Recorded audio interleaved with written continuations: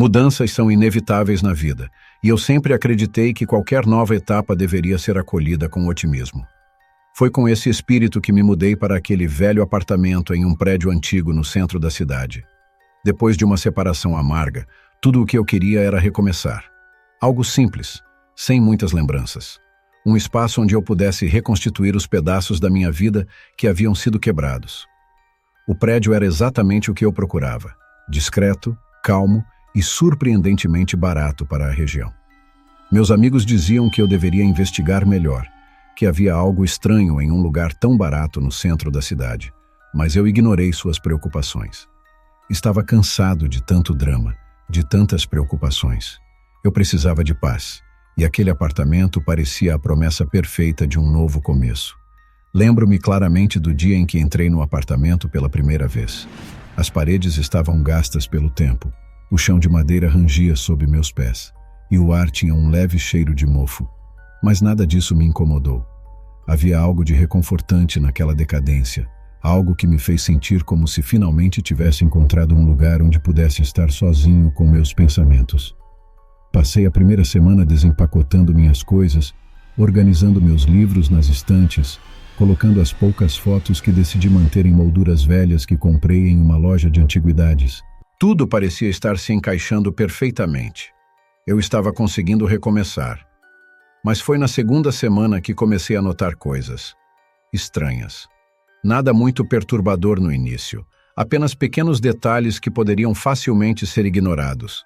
À noite, enquanto tentava dormir, ouvia o som de passos no apartamento ao lado.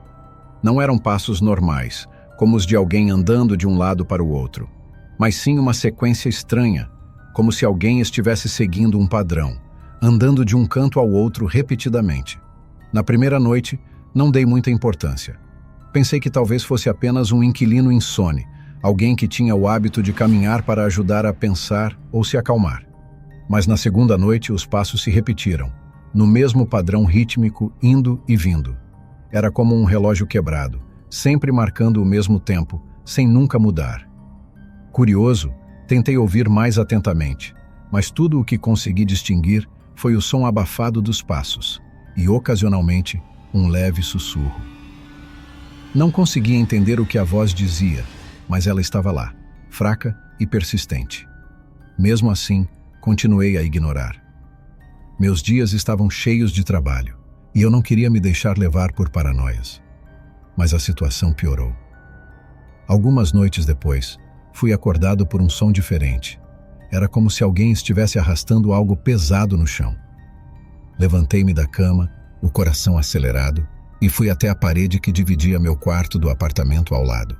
Encostei o ouvido na parede, tentando identificar o que estava acontecendo.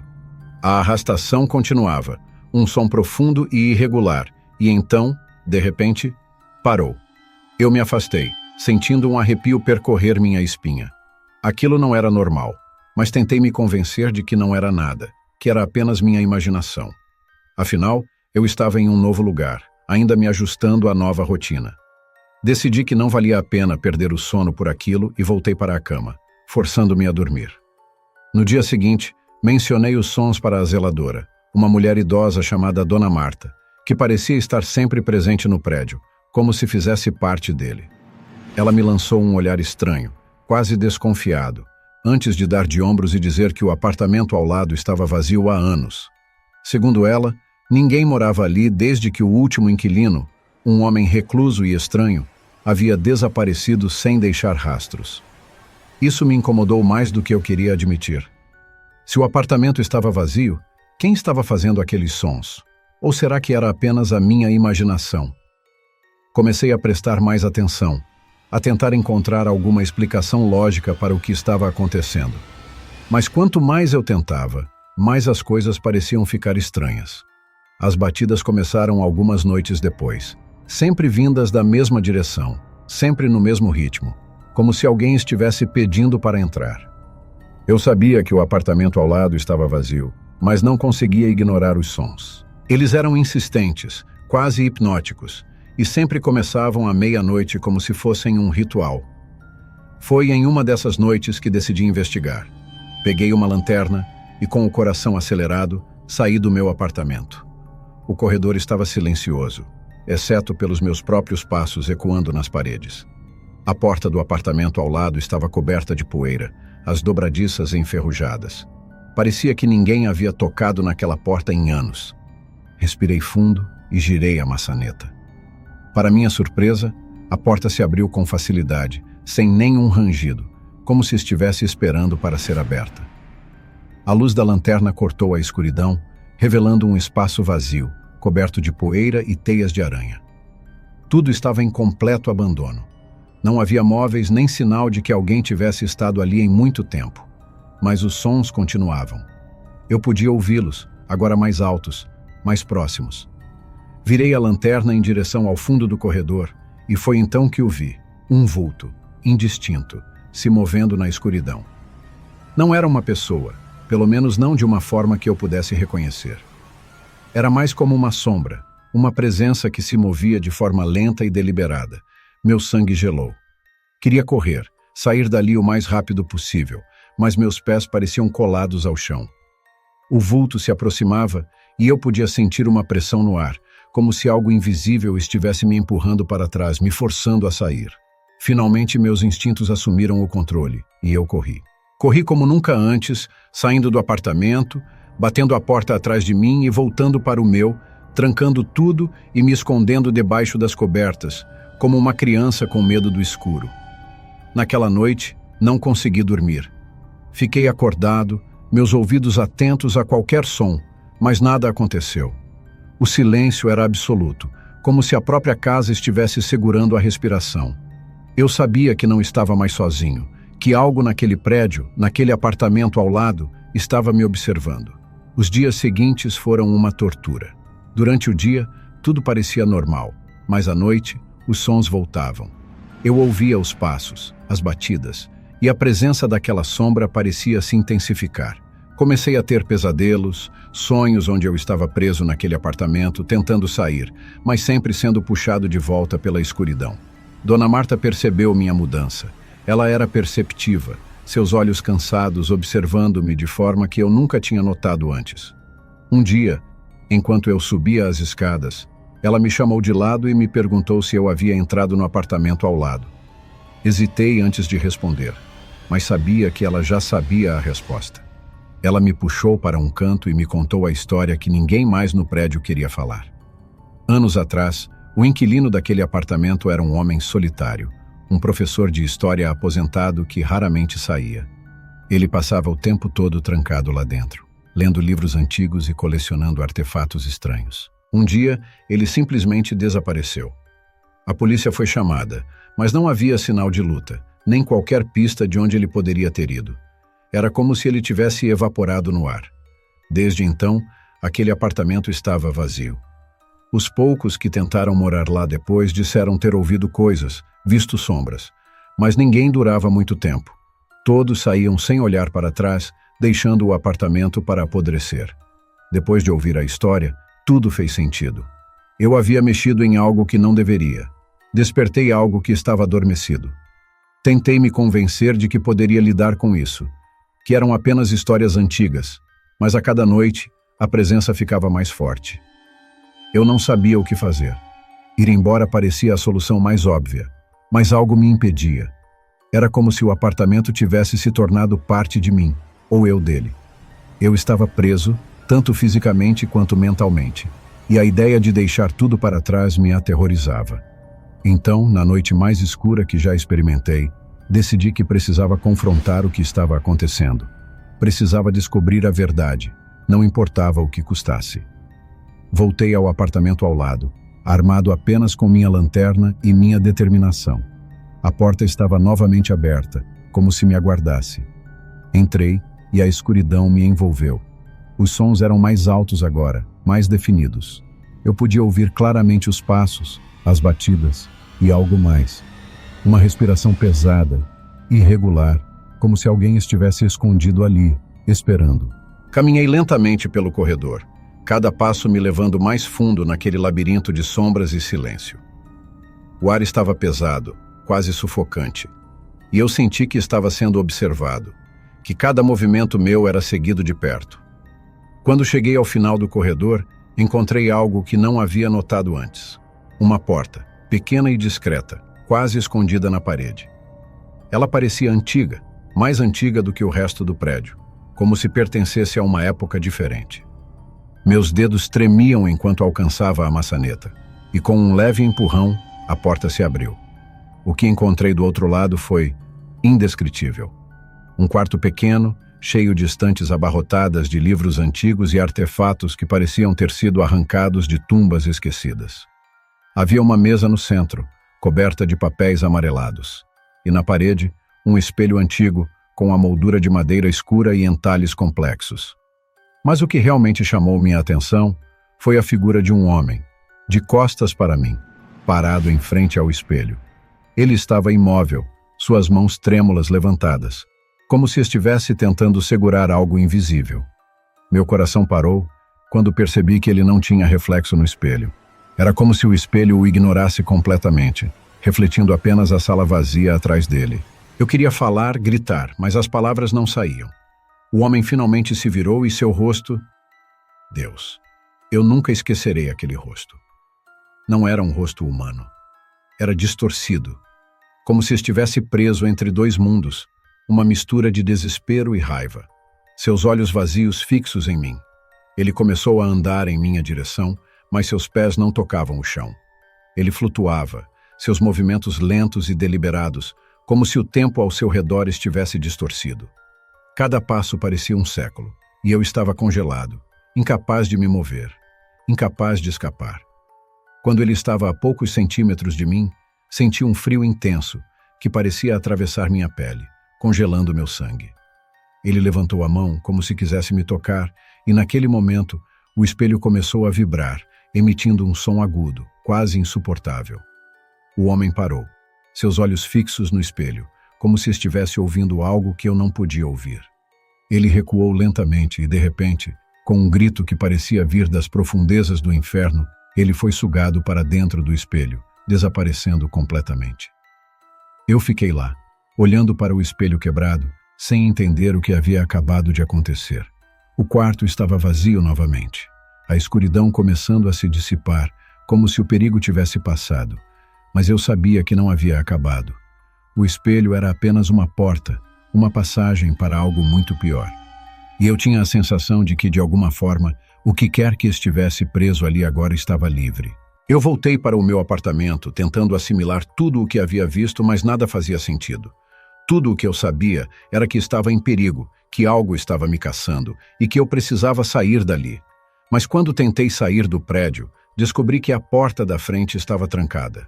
Não havia chave, nem fechadura. Era como se o prédio tivesse se fechado ao meu redor, me aprisionando dentro de suas paredes antigas e mofadas. Eu voltei para o meu apartamento, meus pensamentos um turbilhão de medo e confusão. Tentei encontrar uma saída, tentei gritar por ajuda, mas ninguém me ouvia. Era como se eu estivesse em outro mundo, uma realidade paralela onde o tempo e o espaço não seguiam as mesmas regras. Os dias se tornaram noites, e as noites se tornaram um inferno. Eu via o homem nos meus sonhos, ouvia seus sussurros no escuro, sentia seu toque gelado na minha pele. E a cada noite, ele chegava mais perto, seu rosto distorcido cada vez mais nítido, seus olhos cada vez mais vazios. Eu sabia que não podia continuar assim. Precisava encontrar uma maneira de me livrar dele, de acabar com o que quer que estivesse me assombrando. Mas as respostas estavam fora do meu alcance, escondidas em algum lugar nas profundezas daquele prédio amaldiçoado. Foi então que me lembrei dos livros no quarto secreto. Havia algo lá, algo que o homem estava tentando proteger, algo que ele não queria que eu visse. Voltei ao apartamento ao lado, o medo me impulsionando, e revirei o quarto em busca de respostas. Entre os papéis e os artefatos antigos, encontrei um diário, com as páginas quase todas em branco, exceto por algumas anotações espalhadas. As palavras eram escritas à mão, em uma caligrafia trêmula e irregular, como se o autor estivesse lutando contra algo enquanto escrevia. Ele está preso aqui, dizia uma das entradas.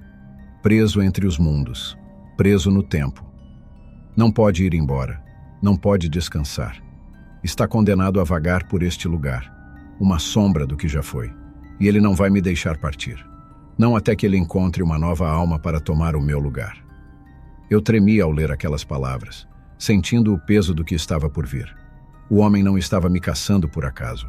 Ele estava me escolhendo, me marcando como seu sucessor, me preparando para tomar o lugar dele naquele inferno sem fim. O desespero tomou conta de mim. Eu precisava sair dali, mas não sabia como. O prédio estava vivo. Uma entidade própria que trabalhava contra mim, trancando todas as saídas, escurecendo todos os caminhos. Foi quando o relógio na sala parou. O tic-tac incessante cessou, deixando o silêncio se espalhar pelo apartamento como uma onda de frio. Eu sabia que ele estava ali. O homem, a sombra, o espírito, o que quer que fosse, estava ali, esperando por mim. Eu me virei lentamente, sentindo o ar ao meu redor gelar, e então eu o vi, parado na porta do meu quarto, sua figura indistinta, mas mais nítida do que nunca. Ele não disse nada, não se moveu. Apenas ficou ali, observando, esperando. Sabia o que ele queria. Sabia o que eu tinha que fazer. Eu não podia continuar fugindo. Não havia para onde correr. A única maneira de acabar com aquilo era confrontá-lo, enfrentá-lo de frente, mesmo que isso significasse perder tudo. Eu caminhei até ele, cada passo mais difícil que o anterior, como se o ar ao meu redor estivesse se tornando mais denso, mais pesado. Quando finalmente cheguei a poucos centímetros dele, senti a presença do mal, a escuridão que emanava dele. Uma escuridão que parecia estar me consumindo de dentro para fora. Por quê? Eu sussurrei, não esperando uma resposta, mas desesperado por alguma explicação, alguma razão para o que estava acontecendo. Ele não respondeu, mas em seus olhos eu vi a resposta.